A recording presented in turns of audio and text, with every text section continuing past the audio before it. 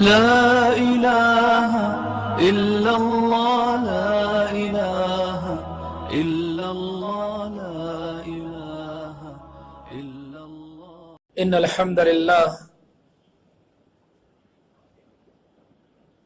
نحمده ونستعينه ونستغفره ونؤمن به ونتوكل عليه ونعوذ بالله من شرور أنفسنا ومن سيئات أعمالنا. من يهده الله فلا مضل له ومن يضلله فلا هادي له. وأشهد أن لا إله إلا الله وأشهد أن محمدا عبده ورسوله صلى الله عليه وعلى آله وأصحابه أجمعين. أما بعد، فإن خير الحديث كتاب الله وخير الهدي هدي محمد صلى الله عليه وسلم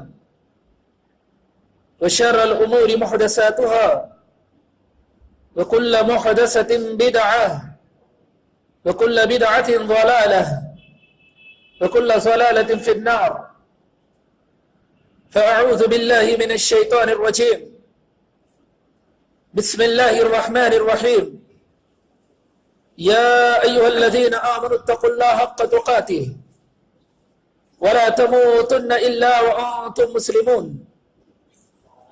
يا أيها الناس اتقوا ربكم الذي خلقكم من نفس واحدة وخلق منها زوجها وبث منهما رجالا كثيرا ونساء واتقوا الله الذي تساءلون به والأرحام إن الله كان عليكم رقيبا. يا أيها الذين آمنوا اتقوا الله وقولوا قولا سديدا يصلح لكم أعمالكم ويغفر لكم ذنوبكم ومن يطع الله ورسوله فقد فاز فوزا عظيما. بسم الله الرحمن الرحيم. واذكروا الله في أيام معدودات فمن تعجل في يومين فلا إثم عليه ومن تأخر فلا إثم عليه لمن اتقى واتقوا الله واعلموا أنكم إليه تحشرون. تمام تعریفیں اس ذات وحدہ لا شریک کے لیے لائق و زیبا ہیں جو ساری کائنات کا پالنہار ہے. بے شمار درود و سلام ہو نبی مکرم و محترم پر جنہیں اللہ رب العزت نے ساری کائنات کے لیے ہادی و رحمہ بنا کر مبعوث فرمایا. حاضرین جمعہ، ابھی میں نے آپ حضرات کے سامنے قرآن مجید کی ایک آیت کریمہ تلاوت کی جو سورہ بقرہ سورہ نمبر 2 آیت نمبر 203، جس کا سلیس ترجمہ یوں ہے: اور اللہ کا ذکر کرو گنے چنے دنوں میں، پس جو جلدی کرے 2 دنوں میں اس پر کوئی گناہ نہیں، اور جو اس سے بڑھا دے اس پر بھی کوئی گناہ نہیں. یہ اس کے لیے ہے جو ڈرنا چاہتا ہے.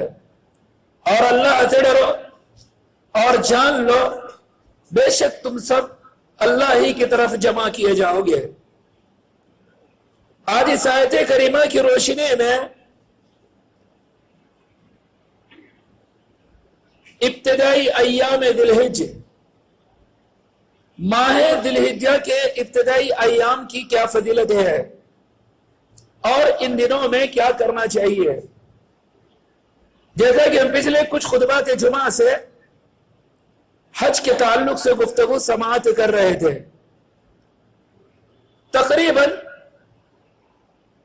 کئی چیزیں ہمارے سامنے حج کے تعلق سے آئیں. جیسے پچھلے خطبہ جمعہ میں ہم نے میقات کا ذکر سنا تھا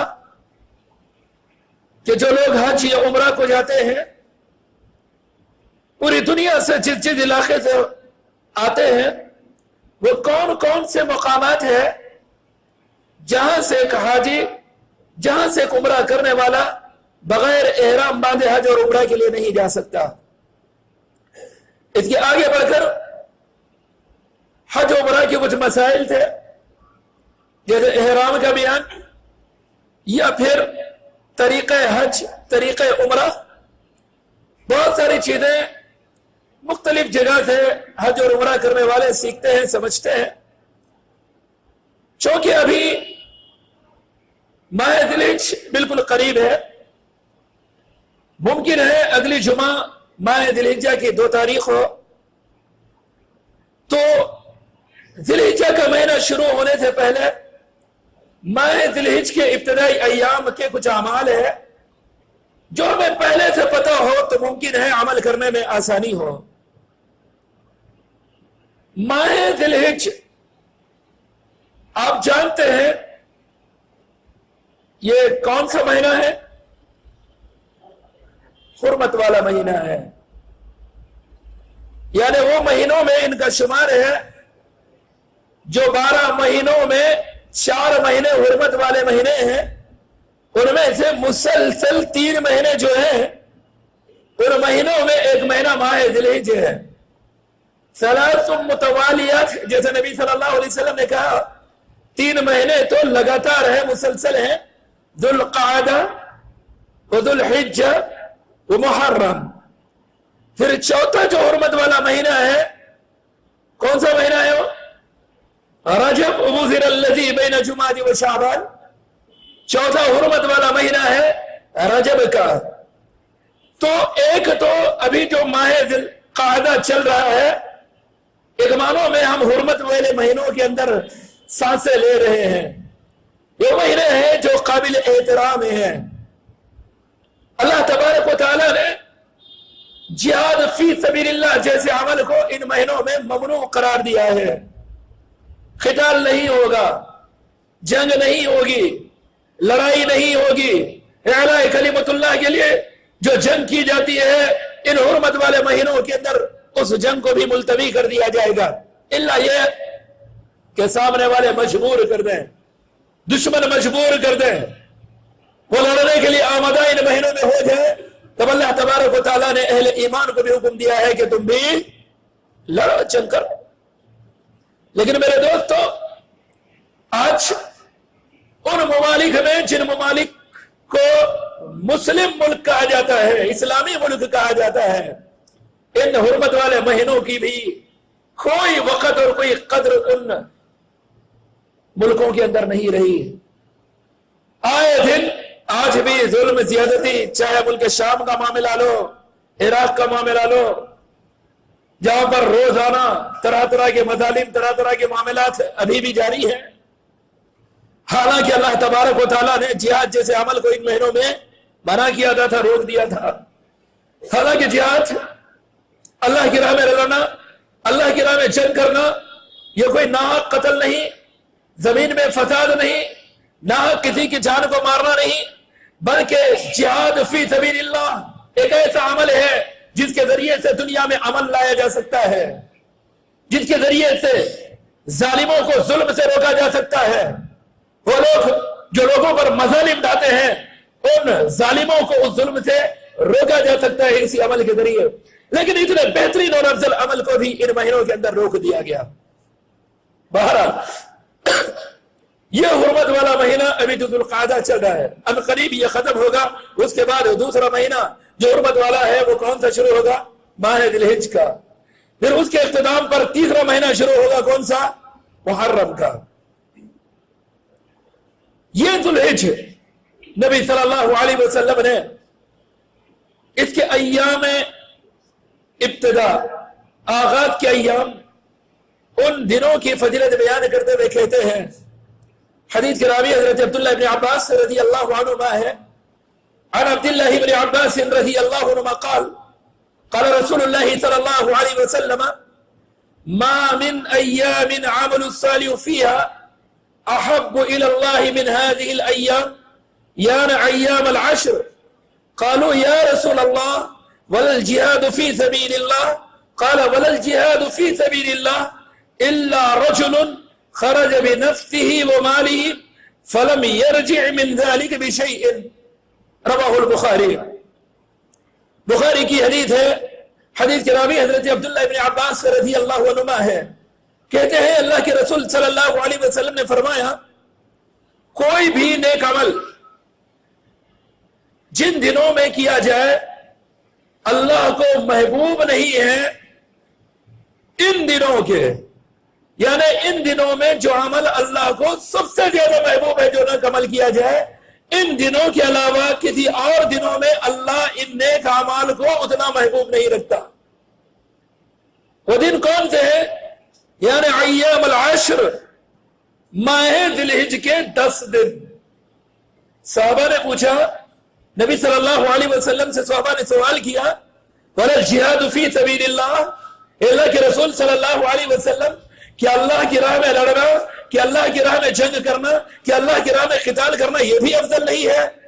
नबी सल्लल्लाहु अलैहि वसल्लम ने फरमाया, वलल जिहाद फी सबीलिल्लाह, हाँ इन 10 दिनों में जो नेक अमाल किए जाए, अल्लाह को इन 10 दिनों में नेक अमल करना जितना पसंद है अल्लाह की राह में जिहाद करने से भी ज्यादा ये 10 दिनों के अमाल अल्लाह के नजदीक महबूब है।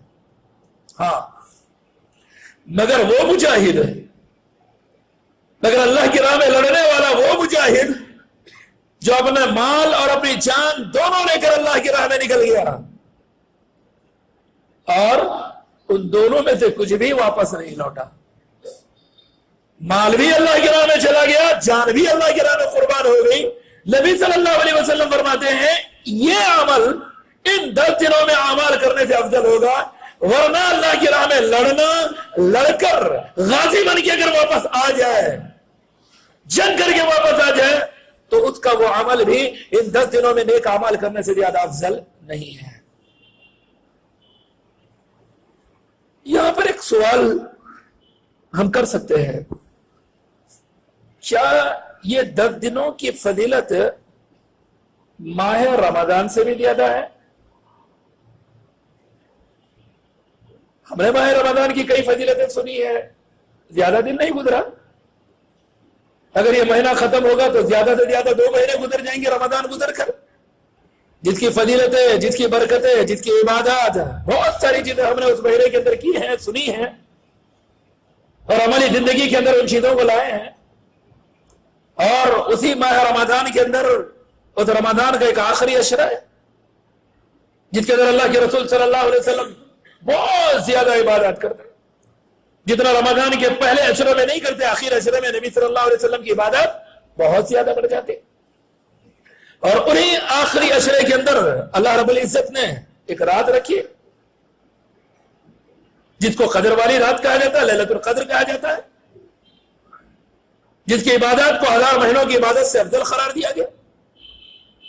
क्या ये रमजान की ये फजीलतें भी, रमजान की ये बरकतें भी माह ज़िलहिज के इन 10 दिनों से कम है, या फिर रमजान के महीने की फजीलत इन 10 दिनों पर ज्यादा है? यकीनन माह रमजान की फजीलतें अपनी जगह है, उसकी बरकतें, उसकी रहमतें अपनी जगह है। ना उन दोनों का कोई तकाबुल होगा कि ज़िलहिज्जा अफजल या रमजान अफजल, ज़िलहिज्जा के अय्याम अफजल या रमजान के अय्याम अफजल। यकीनन माह रमजान के कुल मिलाकर फजीलतें हैं, लेकिन आखिरी अशरे के अंदर सिर्फ रातों की फजीलतें हैं। वो कौन सी? जिसमें कदर की रात आ जाए। और यहां पर माह ज़िलहिज के अंदर रातों की फजीलत का जिक्र नहीं है, बल्कि किसकी फजीलत का जिक्र है? दिन के अय्याम की। मामिन अय्यामिल अमलु सालिह फीहा, ऐसे कोई दिन जिसके अंदर नेक अमाल किया जाए, अल्लाह को वो नेक अमाल करना महबूब हो इन 10 दिनों से। तो यहां रमजान की रातें फजीलत वाली किससे होगी? अय्याम ज़िलहिज से। लेकिन अय्याम ज़िलहिज साल के 12 महीने, चाहे वो रमजान का महीना भी क्यों ना हो, उन दिनों से अफजल अय्याम कौन से दिन कहलाएंगे? माह ज़िलहिज के ये 10 दिन। لیکن اکثر ہم ان کی فضیلتوں سے محروم ہیں. رمضان کا ہم اہتمام کرتے ہوئے تو نظر آتے ہیں، لیکن ماہ ذی الحجہ کے ان 10 دنوں کے اندر مسلمان کوئی بھی نیکیاں کرتے ہوئے، نیک اعمال کرتے ہوئے نظر نہیں آتا. حالانکہ اللہ کے رسول صلی اللہ علیہ وسلم نے فرمایا اللہ کی راہ میں جہاد کرنے سے زیادہ افضل ان 10 دنوں کے اندر نیک اعمال کرنا ہے. کیا کریں گے نیک اعمال؟ ان 10 دنوں میں کیا نیک اعمال کریں ہم؟ رمضان میں تو ہمیں بتایا گیا ہے کہ دن میں روزے رکھیں اور رات میں کیا کریں؟ قیام اللیل کریں. لیکن ان 10 دنوں میں کیا کیا جائے؟ نبی صلی اللہ علیہ وسلم ایک حدیث کے اندر فرماتے ہیں، حدیث کے راوی حضرت ابو ہریرہ رضی اللہ تعالی عنہ، عن ابی ہریرہ رضی اللہ عنہ قال قال رسول اللہ صلی اللہ علیہ وسلم افضل الصيام بعد رمضان الشهر الله المحرم وافضل الصلاة بعد الفریضة صلاة الليل، رواه مسلم. حضرت ابو ہریرہ رضی اللہ عنہ حدیث کے راوی کہتے ہیں اللہ کے رسول صلی اللہ علیہ وسلم نے فرمایا رمضان کے روزوں کے بعد سب سے افضل روزے کون سے ہیں؟ حرمت والے مہینوں کے روزے ہیں، محرم کے نہیں. یا محرم تو حرمت والے مہینے مراد ہے، چاروں مہینے. تو رمضان کے بعد جن مہینوں کے روزے سب سے زیادہ فضل ہیں وہ کون سے مہینے ہیں؟ حرمت والے. تو انہیں حرمت والے مہینوں میں ماہ ذی الحجہ بھی ہے. تو آدمی کو کیا کرنا چاہیے؟ ماہ ذی الحجہ کے کم سے کم ان 10 دنوں میں روزے رکھنا چاہیے، کیونکہ رمضان کے روزوں کے بعد سب سے افضل روزے حرمت والے مہینوں کے روزے ہیں. اور نبی صلی اللہ علیہ وسلم نے اسی حدیث کے اندر کہا فرض نماز کے بعد سب سے افضل نماز کون سی نماز ہے؟ صلاۃ اللیل، رات کی نماز ہے. تو آدمی کو چاہیے کہ تہجد کا اہتمام کرے. اور اسی کے ساتھ میں نے جو آیت کریمہ تلاوت کی جو سورہ بقرہ کی آیت نمبر 203 ہے، جس کے اندر اللہ تبارک و تعالیٰ نے کہا کہ اللہ کا کثرت سے ذکر کرو گنتی کے دنوں میں. اور ایک جگہ پر اللہ تبارک و تعالیٰ نے کہا تم اللہ کا ذکر کرو کثرت سے معلوم، مشہور، معروف دنوں میں. امام بخاری علیہ الرحمہ کتاب التفسیر میں ان دونوں آیتوں کے تفسیر کے اندر ایک حدیث نقل کرتے ہیں جس کے راوی حضرت عبداللہ ابن عباس رضی اللہ عنہما ہے.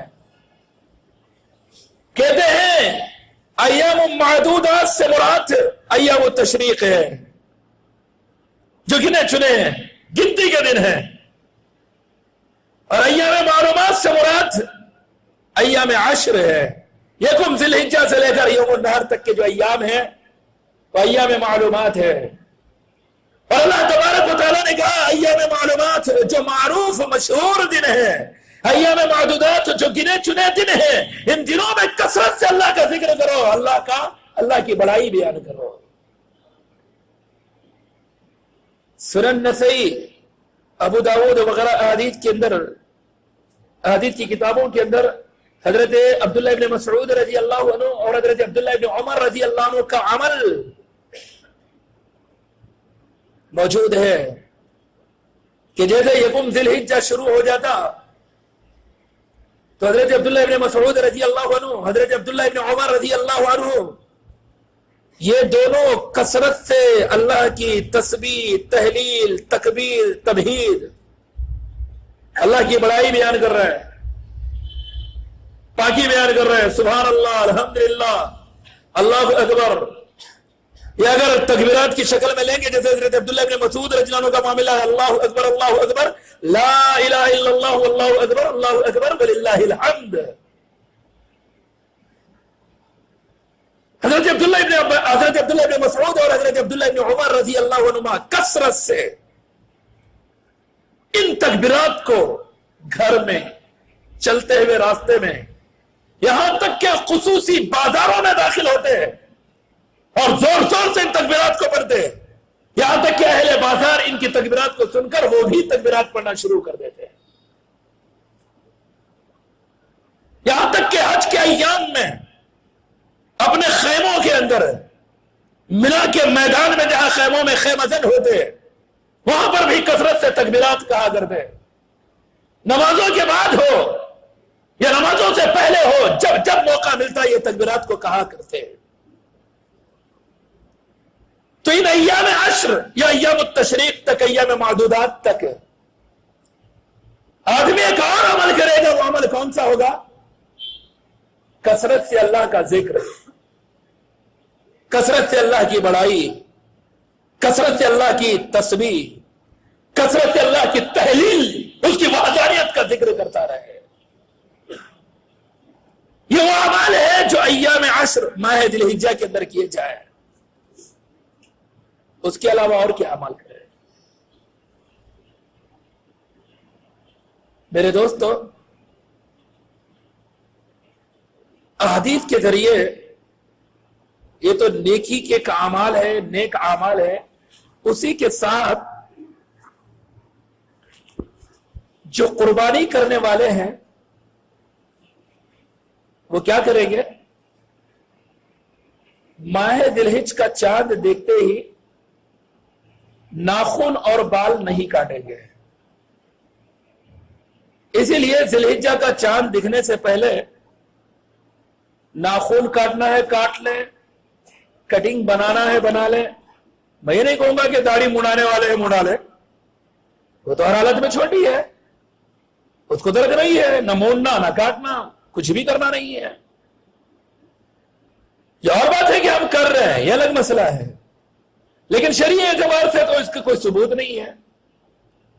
لیکن ہمارے معاشرے کے اندر مختلف موقعوں پر مختلف طرح کی داڑھی رکھی جاتی ہے.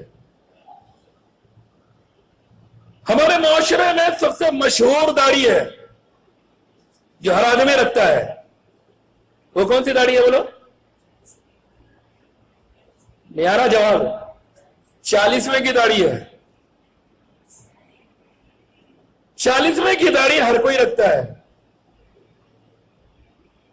سمجھ جانا، کبھی کوئی داڑھی نہیں رکھنے والا ہے، اچانک داڑھی بڑھ رہی ہے تو سوچنا کسی نہ کسی کا انتقال ہو گیا ہوگا، ابھی 40واں باقی ہے.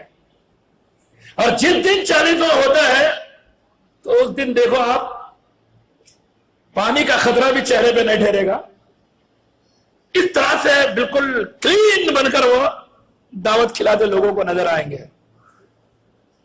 حالانکہ نہ 40ویں کا کوئی وجود ہے، نہ 40ویں کی داڑھی رکھنا، جب تک بالوں کو نہ مڑانا، کٹنگ نہ کرنا، داڑھی نہ مڑانا، اس کا کوئی ثبوت ہے.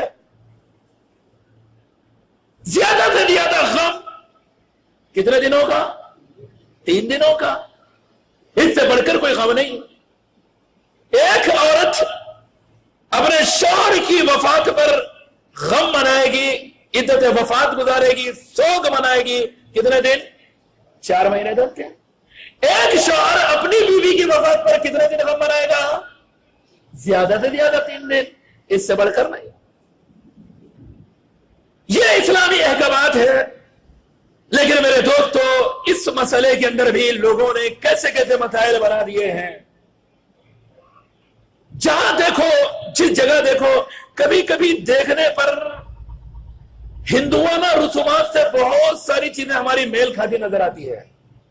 پیدائش کا معاملہ ہو یا پھر وفات تک کا معاملہ ہو، اکثر چیزوں کے اندر دیکھا جائے. مثال کے طور پر میت پر پھول ڈالنا، حدیث میں دیکھیں گے اس کا کوئی ثبوت نہیں ملے گا، لیکن ہندوؤں کے نزدیک جا کر دیکھو ضرور ملے گا. ڈالتے کیا نہیں ڈالتے؟ ضرور ڈالتے وہ لوگ بھی. ان کی میتوں پر بھی پھول ڈالا جاتا ہے، ہماری میتوں پر بھی پھول ڈالے جا رہے ہیں. بس فرق ہے تھوڑے پھولوں کے رنگوں کا، کیونکہ اتنا تو فرق کرنا چاہیے نا. اب نہ ملے تو سب چلیں گے بعد میں سے، مل رہے ہیں الگ الگ چل رہا ہے معاملہ.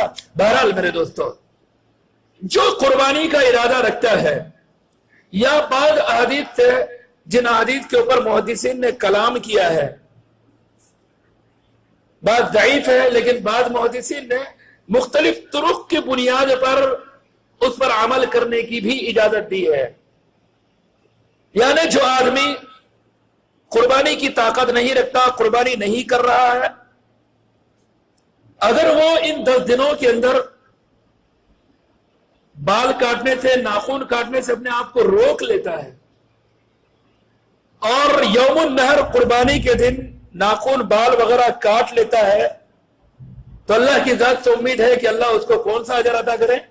قربانی کا اجر عطا کرے. لیکن چونکہ یہ حدیث جن پر کلام ہے، لیکن صحیح حدیث یہ ہے کہ جو قربانی کرنے کی طاقت رکھتا ہے تو وہ شخص اپنے بال اور ناخن نہیں کاٹے گا۔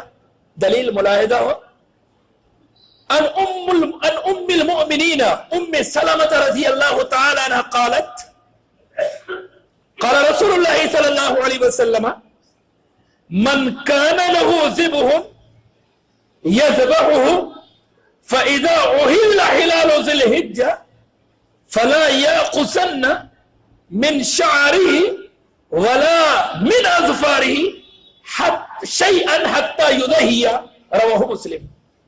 مسلم کی حدیث ہے، حدیث کی راویہ ام المومنین حضرت ام سلمہ رضی اللہ تعالی عنہ ہے، کہتی ہے کہ اللہ کے رسول صلی اللہ علیہ وسلم نے فرمایا جس کے پاس قربانی کی طاقت ہے، قربانی کرنا چاہتا ہے، اس نے ارادہ کر لیا ہے کہ وہ قربانی کرے گا، مثال کے طور پر اس نے قربانی کا جانور خرید لیا ہے یا اس نے طے کر لیا ہے کہ وہ قربانی کرے گا، تو نبی صلی اللہ علیہ وسلم فرماتے ہیں جب ذی الحجہ کا چاند نظر آ جائے، فَإِذَا أُهِلَّ هِلَالُ ذِي الْحِجَّةِ، بس جب ماہ ذی الحجہ کا چاند نظر آ جائے تو چاند کے دیکھتے ہی نہ وہ اپنے بالوں میں سے نہ وہ اپنے ناخنوں میں سے ذرہ برابر کسی چیز کو نہیں لے گا، کب تک؟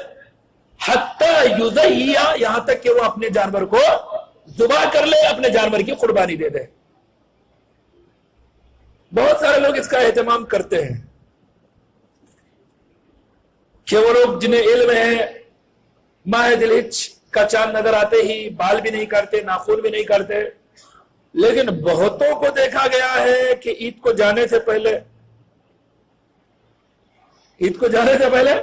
چونکہ عید کے دن جانا ہے، ابھی سوچتے سب نہیں میرے دوستو، ماہ ذی الحجہ کے اندر معاملہ نہیں ہوگا۔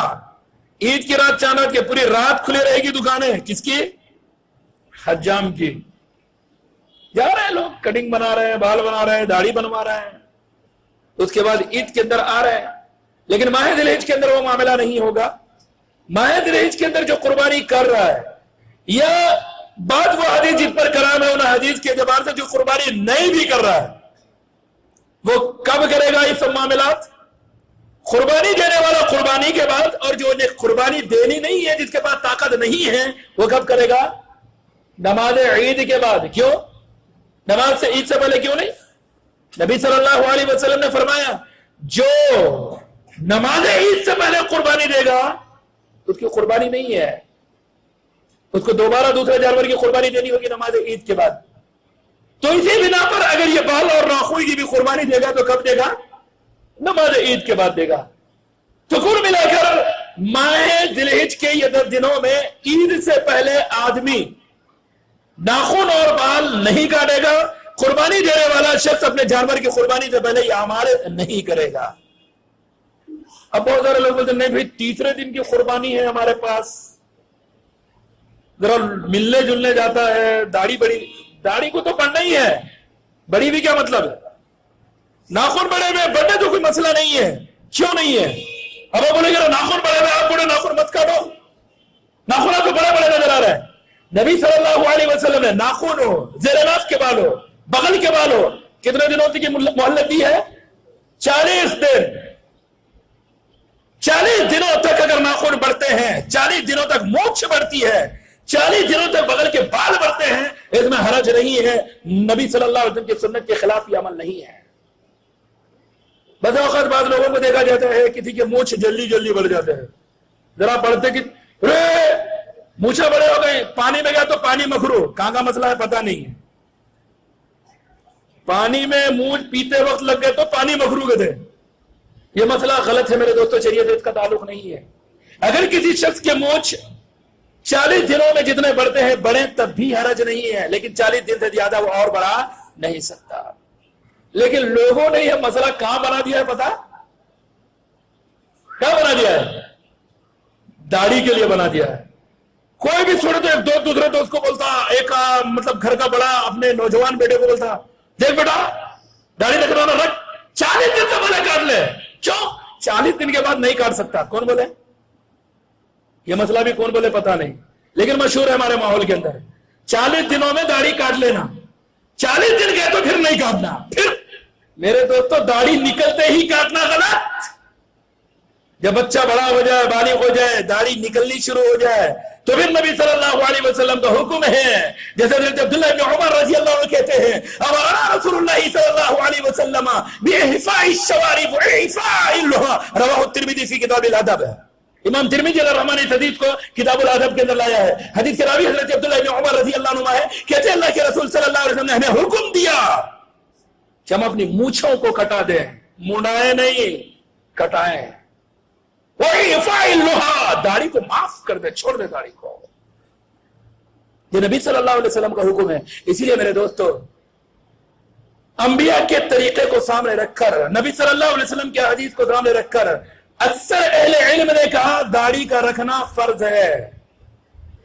کیا ہے؟ داڑھی کا رکھنا فرض ہے۔ اسی لیے اللہ رب العزت نے کہا یا ایھا الذین آمنوا ادخلوا فی السلم کافہ، اے ایمان والو اسلام میں پورے کے پورے داخل ہو جاؤ۔ ہم ایمان والے ہیں، اگر ہم اسلام میں پورے کے پورے داخل نہیں ہیں تو اللہ نے ہمیں مخاطب کر کے کہا ہے ایمان والو اسلام میں پورے کے پورے داخل ہو جاؤ۔ ہمارا حال اسلام کے تعلق سے آدھا تیتر آدھا بٹر کا ہے۔ کچھ عمل میں ہم مسلمان نظر آتے ہیں، کچھ عمل میں کافر و مشرک نظر آتے ہیں، کچھ عمل میں ہم مسلمان ہیں، کچھ عمل میں یہود و نصارہ نظر آتے ہیں، کچھ اعمال میں ہم مسلمان ہیں، کچھ اعمال میں کسی اور مذہب کی چیزیں ہم اپنائے ہوئے ہیں۔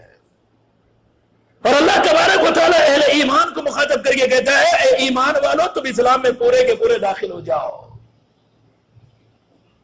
ایمانیات 6 اجزاء ہے ایمانیات کی، اور اسلامیات اس کے 5 بنیادی رکن ہیں۔ اور یہ ایمان اور اسلام ان دونوں کی تکمیل ہوتی ہے کس پر؟ اطیعوا اللہ و اطیعوا الرسول پر۔ جس نے اللہ اور اللہ کے رسول صلی اللہ علیہ وسلم کی اطاعت کی وہ ایمانیات اور اسلامیات دونوں پر عمل کرنے والا کہلائے گا۔ بہرحال میرے دوستو، اس حدیث کے اندر اللہ کے رسول صلی اللہ علیہ وسلم نے ماہ ذی الحجہ کے اندر جو قربانی کرتے ہیں یا جو قربانی نہیں کرتے، لیکن قربانی جو کرتے ہیں ان کے لیے ہی واضح حدیث ہے۔ جو قربانی نہیں کر رہے ہیں چونکہ انہیں حدیث پر کلام ہے، اس بنا پر وہ رکے یا نہ رکے، اہل علم نے اس بارے میں اختیار دیا ہے۔ کیوں؟ کیونکہ وہ صحیح احادیث نہیں ہے، لیکن بعض محدثین نے کہا ہے کہ وہ حسن درجے کو تو پہنچ جاتی ہے، واللہ اعلم بالصواب۔ لیکن جو آدمی قربانی کرنا چاہتا ہے اس کے لیے تو لازمی ہے کہ وہ ہلال ذی الحجہ کے دیکھنے کے بعد، ماہ ذی الحجہ کے چاند کے دیکھنے کے بعد اپنے ناخن نہیں کاٹے گا، مونچھ نہیں کاٹے گا، زیر ناف کے بال نہیں صاف کرے گا، بغل کے بال نہیں صاف کرے گا، کٹنگ نہیں بنائے گا، ناخن نہیں کاٹے گا، چاہے مرد ہو یا عورت، بچے ہوں یا بڑے۔ آپ بولیں کہ بچے کی قربانی یقیناً گھر کا سرپرست، گھر کا ذمہ داری، ایک قربانی دے گا ذمہ دار، اس کے اہل و عیال کی طرف سب کی طرف سے قربانی ہو جائے گی، تو ایک معنوں میں ذمہ دار کی قربانی سبھی کی قربانی ہے، اس لیے سارے افراد قربانی دینے والے ہیں، اس لیے سارے کا سارا گھر کیا کرے گا؟ ان اعمال سے اپنے آپ کو روک لے گا۔ میرے دوستو، اس ماہ ذی الحجہ کے اندر خصوصاً یوم النحر قربانی کے دن تک تو 9 تاریخ تک تو روزے کثرت سے رکھے جا سکتے ہیں، اس کے علاوہ تکبیر، تحلیل، ذکر زبان پہ جاری رہے ہمیشہ۔ پھر اس کے بعد یوم النحر کے دن سب سے اچھا عمل، سب سے افضل عمل کیا ہوگا؟ قربانی۔ اس سے افضل عمل کوئی نہیں ہوتے۔ بہت سارے لوگ ترس کھاتے ہیں، افسوس کرتے ہیں، یہ کیا بھئی جیو ہتیا ہے، یہ جان کو مارنا ہے نا۔ بہت سارے لوگ بولتے ہیں نہیں بھئی ہمیں یہ اچھا نہیں لگتا۔ ارے اسلام نے جو درد دیا ہے، اسلام نے اہل ایمان کے لیے جو رحم دلی دی ہے، جو رحمت کا درس دیا ہے، وہ رحم دلی، رحمت کا درس اس کو تو اس بات تک کی اجازت نہیں دیتا کہ وہ کسی چونٹی کو مارے. سمجھ رہے آپ؟ کسی چونٹی کو مارو اس کی تک اجازت اسلام نہیں دیتا. تو جانور تو بہت دور کی بات ہے. لیکن کیا کریں، ہم مسلمان ہیں، ہم نے لا الہ الا اللہ محمد رسول اللہ کا اقرار کیا ہے، ہم نے اللہ کی وحدانیت کو مانا ہے، نبی صلی اللہ علیہ وسلم کی رسالت کا اقرار کیا ہے، اور اس نبی کی شریعت میں، اس نبی کی اوپر نازل کردہ کتاب میں، اس نبی پر نازل کردہ دین میں قربانی کو رکھا گیا ہے. اتنا ہی نہیں، انشاءاللہ اگلے خطبہ جمعہ کے اندر تاریخ قربانی کے تعلق سے جب سنیں گے تو آپ کو پتا چلے گا کہ یہ قربانی کب سے رائج ہے، کب سے چل رہی ہے، اور آج بھی دنیا کے اندر کس کس طرح سے یہ قربانی دی جاتی ہے.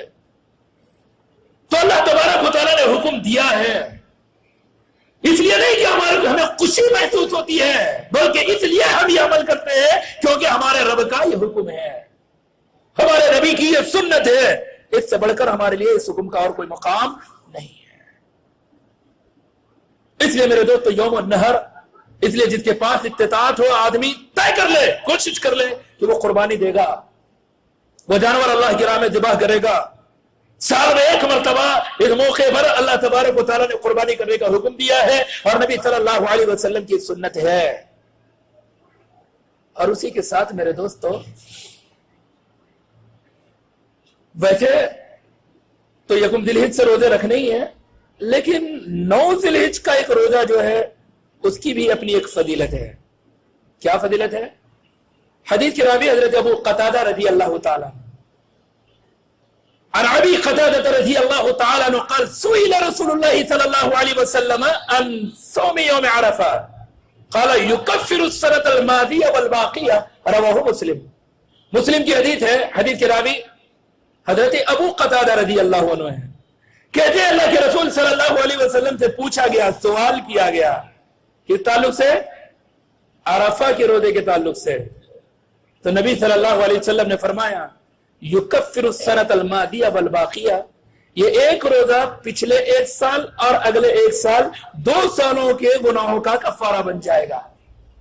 ایک روزہ 2 سال کے گناہوں کا کفارہ. ابھی سوال پیدا ہوتا ہے کہ یہ روزہ رکھا کب جائے؟ عرفہ کا روزہ کہا گیا ہے حدیث میں، عرفہ کب مانا جائے؟ تو ایک لمبے زمانے تک جس علاقے میں جو لوگ بستے تھے 9 ذی الحج کو کیا مان لیتے تھے؟ وہ لوگ عرفہ مان لیتے تھے. لیکن ابھی ٹیکنالوجی تھوڑی فاسٹ ہو گئی ہے. ابھی تو حال یہ ہے کہ لائیو ہم میدان عرفات کو دیکھ لے سکتے ہیں یہاں بیٹھے بیٹھے اپنے ملک کے اندر. تو جیسے یہ ٹیکنالوجی تھوڑا بڑھتی گئی، لوگوں نے سوچا کہ عرفہ، میدان عرفات میں جب حجاج ہوں گے جب عرفہ ہوگا، اس لیے لوگوں نے کہا کہ اب تاریخ نہیں دیکھیں گے، حجاج جس دن مکہ کے پاس میدان منا کے قریب میدان عرفات کے اندر جب جائیں گے اسی دن کیا ہوگا؟ عرفہ ہوگا. لیکن پھر سے میں سوال کروں گا، حجاج میدان عرفات میں کب جائیں گے؟ کب جائیں گے؟ 9 ذی الحجہ کو جائیں گے. تو بات تو وہی ہوگی کہ جب 9 ذی الحجہ ہوگا تب کیا ہوگا؟ عرفہ ہوگا. اور عرفہ جب ہوگا تب 9 ذی الحجہ ہوگی. تو گھوم پھر کر معاملہ وہی رہا کہ 9 ذی الحجہ کو عرفہ کہا جائے گا. تو جس علاقے میں جو لوگ بستے ہیں ان کے پاس جب 9 ذی الحجہ آئے گی وہ کیا کہلائے گا؟ عرفہ کہلائے گا. لیکن بعض علماء نے اس کے اندر اختلاف بھی کیا ہے.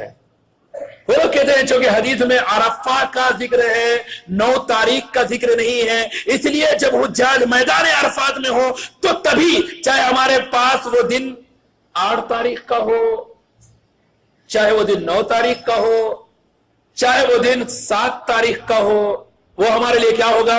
عرفہ ہوگا. لیکن میں کہتا ہوں جب یہ ٹیکنالوجی ختم ہو جائے گی،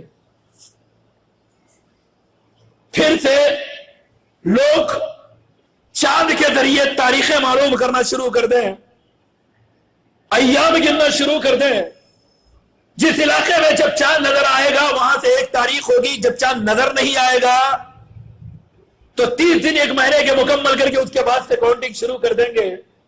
تو پھر ان کے نزدیک عرفہ کب ہوگا؟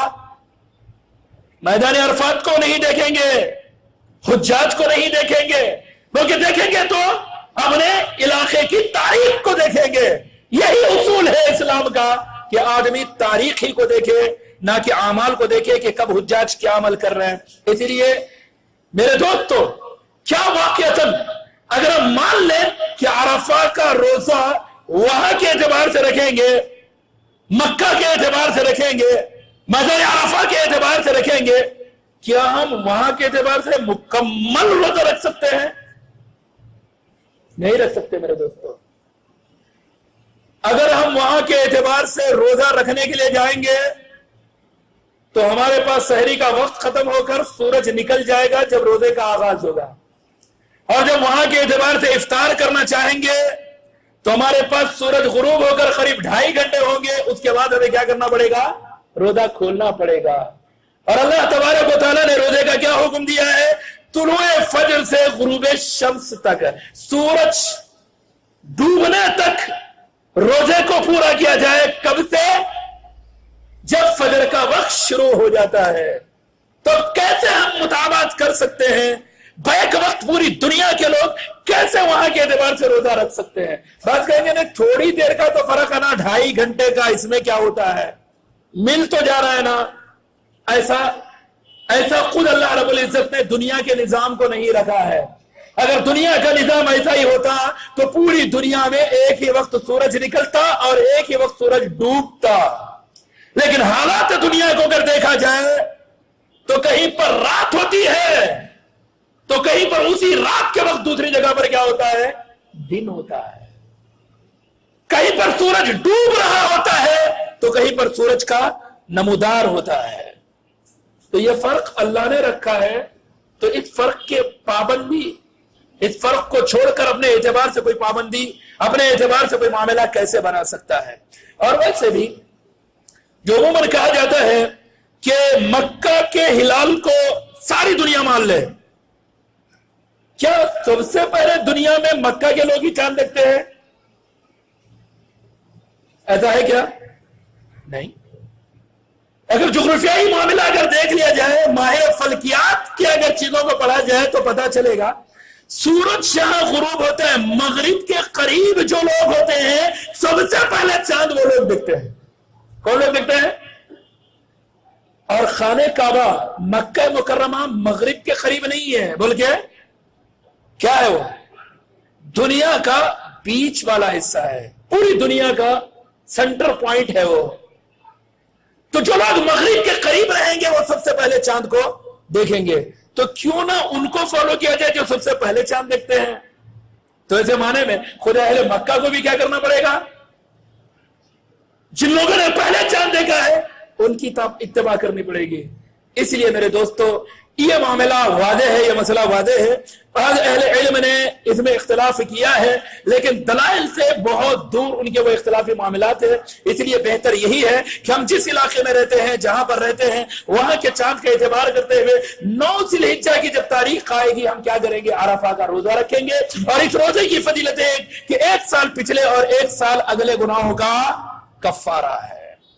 تو بہرحال میرے دوستو، یہ ماہ ذی الحجہ کے ابتدائی ایام میں کیا کرنا ہے، اس کی کیا فضیلتیں ہیں اور اس میں کیا اعمال کرنا چاہیے، اس کا میں نے مختصراً ذکر کیا ہے۔ ایک مرتبہ پھر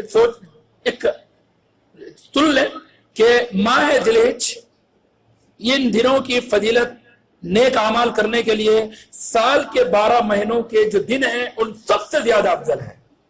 تو اس لیے جتنا ہو سکتا ہے ان 10 دنوں میں زیادہ سے زیادہ نیک اعمال کریں، کثرت سے نیک اعمال کریں، نیک اعمال میں روزے رکھیں، رات کا قیام کریں، اور ذکر، تکبیر، تحلیل، تحمید، اللہ کی بڑائی، حمد، ثنا، اللہ کی الوہیت کا ذکر کثرت سے ہو۔ اور جو عموماً ہمارے پاس جو ذکر کے لیے متعین کیا جاتا ہے، عرفہ کے دن نماز عصر سے لے کر ایام تشریق کی عصر تک، بعد पांच जगह अरफा के दिन फजर से लेकर अय्याम तशरीक के असर तक हर नमाजों के साथ, मेरा दोस्त तो नमाजों के साथ खास करने का कोई हुक्म नहीं है कि सिर्फ नमाजों के साथ ही तकबीरात पढ़ी जाए, नमाजों के बाद इसको भुला दिया जाए, बल्कि नमाजों के साथ, नमाजों से पहले, नमाजों के बाद, घर में, बाजार में, सोते जागते जब जब मौका मिलता है, यकुम ज़िलहिज्जा से लेकर अय्याम तशरीक के आखिर तक इन तकबीरात को कहते रहना चाहिए, जैसे हज़रत अब्दुल्लाह इब्न मसूद और हज़रत अब्दुल्लाह इब्न उमर रज़ी अल्लाह अन्हुमा का अमल है। खुसूसन नमाजों के साथ खास करना वाज़ेह दलाइल से साबित नहीं है। इसी तरह से जो लोग कुर्बानी देना चाहें उन लोगों को चाहिए कि बाल और नाखून कुर्बानी देने तक नहीं काटेंगे जब ज़िलहिज्जा का चांद देख लें, और अरफा का रोजा रख लें। 9 तारीख को हमारे इलाके के एतबार से जिसकी फजीलत है कि 1 साल अगले और 1 साल पिछले गुनाहों का कफ्फारा है। अल्लाह रब्बुल इज्जत से दुआ है, अल्लाह हमें जब तक जिंदा रखे ईमान और इस्लाम पर जिंदा रखे, मौत दे तो ईमान और इस्लाम पर मौत दे। आमीन। बारकल्लाहु लना व लकुम फिल कुरआनिल अज़ीम इन्नहु तआला जवादुन करीमुन मलिकुन बर्रुन रऊफुन रब्बुन हलीम।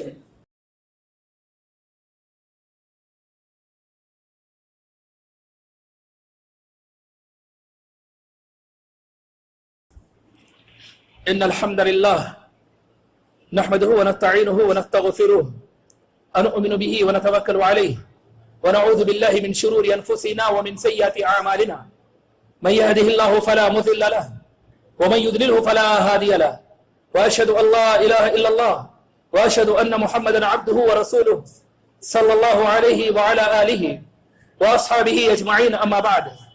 अल्लाहुम्मा इग़फिर लिल मुमिनीन वल मुमिनात वल मुस्लिमीन वल मुस्लिमात अल अहयाउ मिनहुम वल अमवात। अल्लाहुम्मा अइज़्ज़िल इस्लाम वल मुस्लिमीन वख़ुज़ुलिल कफ़रत वल मुब्तदिअत वल मुशरिकीन। अल्लाहुम्मा अंसुर मन नसर दीन मुहम्मदिन सल्लल्लाहु अलैहि वसल्लम वजअलना मिनहुम। अल्लाहुम्मा ख़ज़ुल मन ख़ज़ल दीन मुहम्मदिन सल्लल्लाहु अलैहि वसल्लम वला तजअलना मिनहुम। अल्लाहुम्मा अंसुरिल इस्लाम वल मुस्लिमीन। अल्लाहुम्मा अंसुरिल इस्लाम वल मुस्लिमीन फ़ी कुल्लि मकान। अल्लाहुम्मा अंसुर मुस्लिमीन अश-शाम। अल्लाहुम्मा अंसुर मुस्लिमीन अल-इराक़। अल्लाहुम्मा अंसुर मुस्लिमीन अल-फ़लस्तीन। अल्लाहुम्मा अंसुर मुस्लिमीन अल-बर्मा। अल्लाहुम्मा अंसुर अल-इस्लाम फ़ी कुल्लि मकान। अल्लाहुम्मा अंसुर जमाअत अल-मुवहिदीन। अल्लाहुम्मा अंसुर असाकिर अल-मुस्लिमीन। अल्लाहुम्मा अंसुर जमाअत अल-मुवहिदीन। बारकल्लाहु लना व लकुम फिल कुरआनिल अज़ीम इन्नहु तआला जवादुन करीमुन मलिकुन बर्रुन रऊफुन रब्बुन हलीम।